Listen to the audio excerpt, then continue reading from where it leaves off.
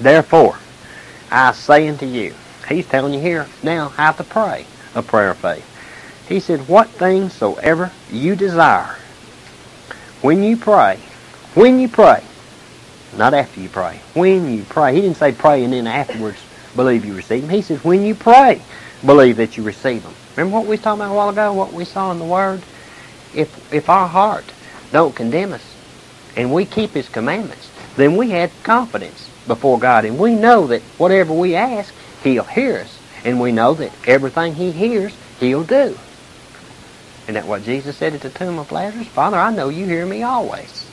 You know, that'd eliminate a lot of problems in life, wouldn't it? To know that God heard every word that you spoke and He would honor your words. Do you think Jesus had any problems? He didn't have too many cares of this world, did He? This is why. This is why the just will live by faith. He says, we'll read verse 24 once more. Therefore I say unto you, what things soever you desire, when you pray, you believe that you receive them. In other words, you believe the answer is going to be yes, that God will hear you, and the answer is yes. And don't wait until after you see it to believe it. If you do, you're not going to see it. Believe it before you see it. He said, you shall have them. Faith, the word faith, means believing without seeing with physical eyes, okay?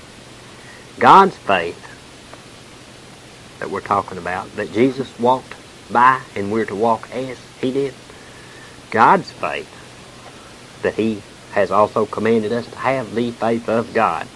That kind of faith includes being a doer of the Word. Do you understand? We could sit here and say, we believe anything. We believe everything. I believe everything. I believe it all. That has no more power. That couldn't break that Crayola. More or less cast a mountain into the sea. To sit here and say you believe something. Faith includes being a doer of the Word. Do you understand what I'm saying? Jesus was a doer of the Word. He did not just have the faith of God. He walked in the faith of God. He lived by the faith of God. He lived by faith because He was just. That's what we're commanded to do. Not just to have it as, you see what, like he's saying here, have the faith of God? He turned right around and told you how to use it. Right? He didn't mean just have it.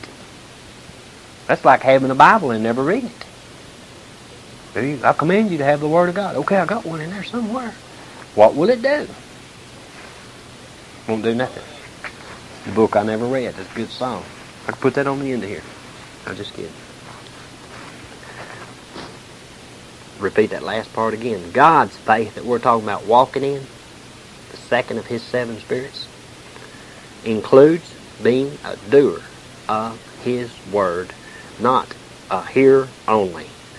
To walk in God's faith is to be, listen, obedient to do the Word. If you're going to walk in faith, that means you're obedient to do the Word. Do y'all see it? Not sit in the faith. He never said anywhere, sit there in the faith. Right?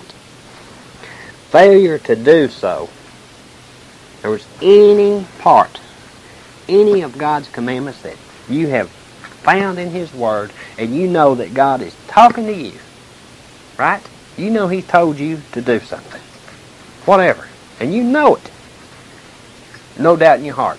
You are commanded to do it, okay? When God reveals it to you, that He's talking to you, that this applies to you, you're to live this way, you're to walk this way, you're under obligation to do it. That's called obedience, okay? A doer of the Word is obedient. He's an obedient son as well as a servant, okay? Failure to do so is to walk not in God's faith, but automatically you're walking in Satan's counterfeit for God's faith. And his counterfeit for the spirit of faith is what? The spirit of rebellion. Now, the spirit of rebellion, which is one of Satan's seven spirits, means it's a refusal, means you have refused to walk in God's faith as we have been commanded. Okay? And it's nothing less than disobedience. It's nothing less than rebellion. It's against God. It means you despise the commandment that you won't do, that you won't be a doer of.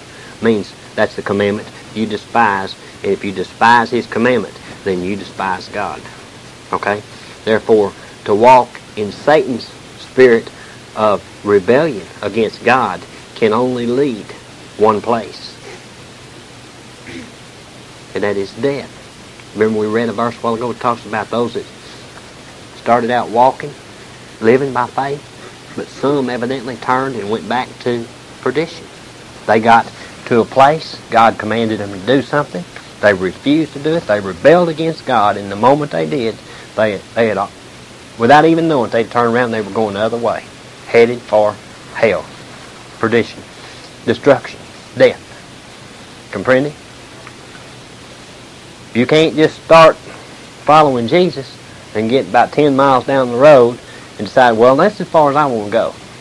I was going to sit here and be cool. God don't show me nothing else. I don't want to be responsible to do nothing else. You can't do that. The minute you say that, you done rejected, you done said, I don't want no more of you. If you don't want His word, you don't want Him. See? Remember what we read about? Without faith, it's impossible to please Him. You must desire to please Him. To do nothing, for you to do nothing, just to be a big neutral, zero, is not pleasing to God. It's not walking like Jesus.